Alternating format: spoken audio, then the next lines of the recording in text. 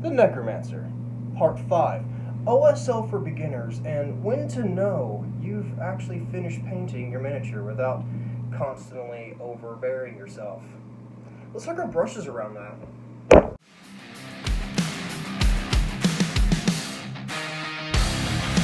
And welcome back to the guild, everybody.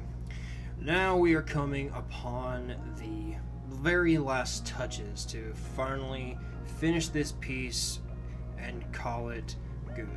I'm going to go ahead and put a list of paints here on the top of the screen for you that we're going to be doing. First off, now, it is a beginner's, very simple, very easy OSL. If you don't have an airbrush, I highly recommend getting one. There's plenty of airbrushes out there that are really good and can be very cost effective and won't break the bank for you. Now, what is an OSL? An OSL is a type of painting method that we use in miniature painting to represent ambient light, glows, like magical effects, fire, that sort of thing. That's what an OSL in a nutshell really means. I mean, there's a lot more to it when it comes to that, but the general purpose is to make some type of secondary light source, if you will. Okay. I'm going to check the flow of my paint here in my glove.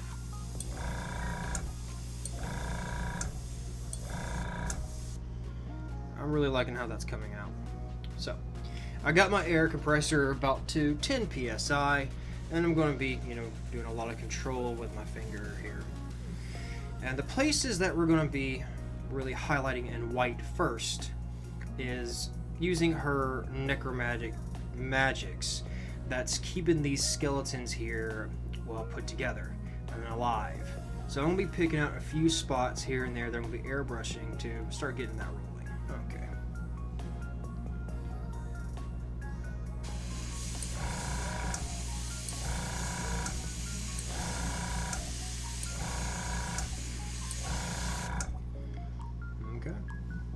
We got a little bit of that down within the eyes, kind of where the magic's, coming bursting out. I'm gonna put just a little bit here on her hand in the back of the skull since she's touching it.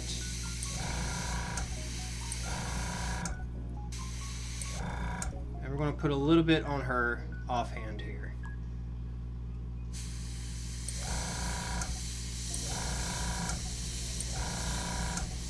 Just to get some more magical glow coming from that. Now, we've got to keep in mind, now that we have this secondary light source that we're making within the skull, that secondary light source is going to carry over and hit her skin, her clothes, and so on and so forth. So you don't necessarily have to do this. You can take the artistic license and say, I'm not doing that, just in case you don't want to mess anything up. But in my case, I'm going to go ahead and add just a little bit right through here of her face and clothing.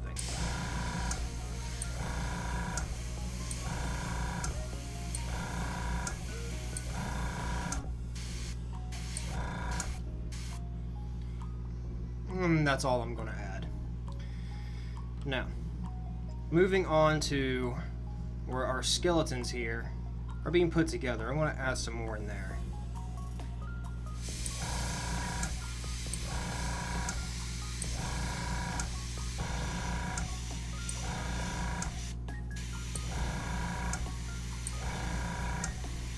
And that's all I'm going to add for that right there. I'm just going to go through and I'm going to hit a couple spots with my airbrush. Now that we have the majority of some spots that I'm using the airbrush to start with our OSL, now we're going to do the brush portion. So with our wet palette here, I'm just going to put down some of our golden Soflat titanium white. And I'm not using any fancy brush, I'm just using like a little trash brush that you probably see me use many a time. And I'm going to come through and grab some of that titanium white from golden Soflat, wick it off, and now I'm going to find, like, for example, a crack right here in his shoulder plate. I'm I'm going to overly edge highlight that.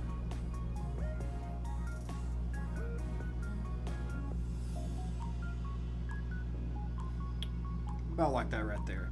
Same thing with inside of these cracks right here within the chest plate.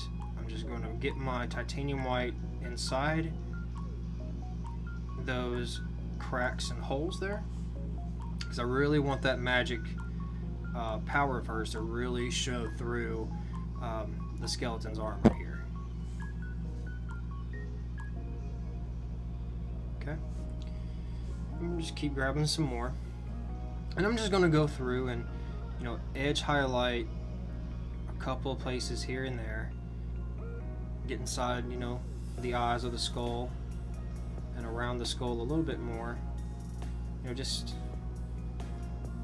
over exaggerate placements for the OSL, and where you believe the secondary light source would really be showing through.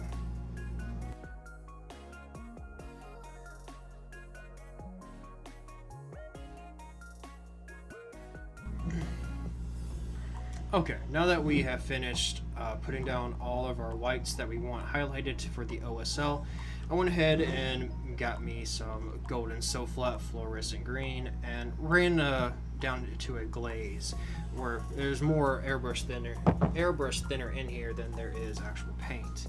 So you're going to end up with a glaze-like consistency, and look how that goes over that white. That's awesome. That's what we're looking for. So I'm going to turn my airbrush down, the compressor down to about a little under 10. And just like before, we're just going to follow all the whites that we put down.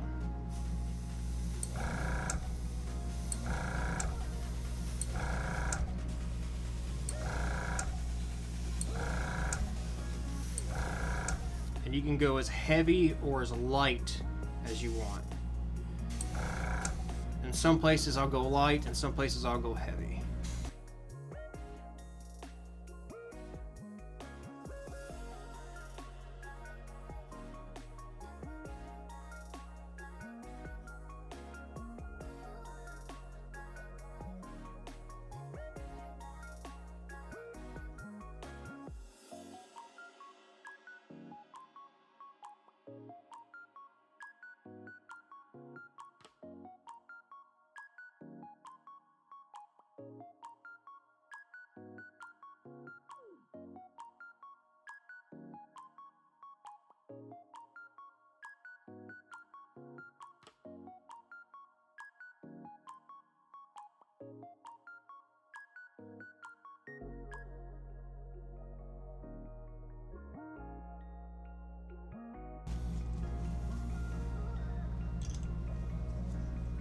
Alright, there we go.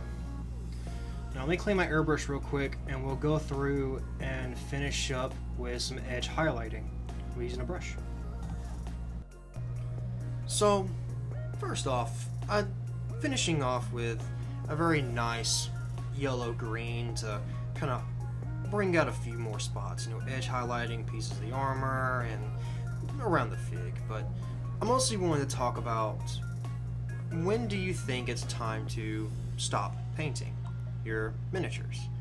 How much time do you think we need to put into them to be happy with them? Do you need to put 40 hours, 80 hours, 365 days? Ultimately, it doesn't necessarily matter, although time is one thing we cannot get back, unfortunately. Me, in my opinion, I put as much time into my miniatures as I feel comfortable until I'm happy with it. I can spend an hour, and I can spend a whole series on painting something till it makes me happy. And I think that's something that a lot of new miniature painters need to kind of adjust. Spend your time wisely, of course, yes, but don't try to overbearing yourself and put so much time into one thing. Now, of course, there's a difference when you're practicing compared to, I need to make sure this is perfect.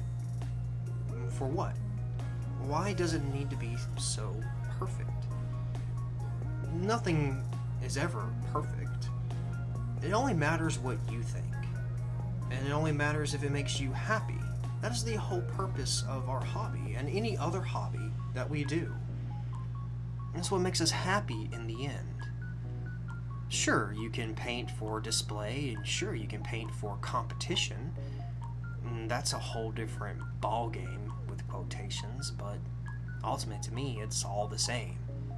I paint my miniatures because it makes me happy.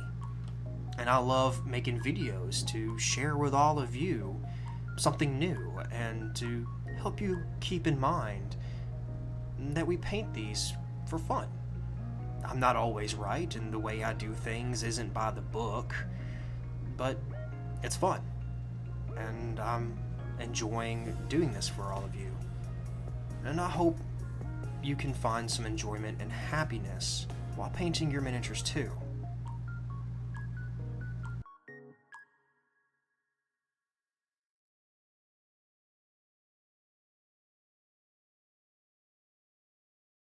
And that will finish the campaign series on the Necromancer. If you liked it, leave a like at the bottom for me. And if you're an adventurer or miniature painter who wants to join the guild, then hit that subscribe button. As soon as you do, you can hit the notification bell to let you know when more adventures and videos are coming out into the guild. And then you can share faster with more adventurer miniature painters just like yourself. Thank you all so much here at the guild. I'll see you all next time. Back to painting.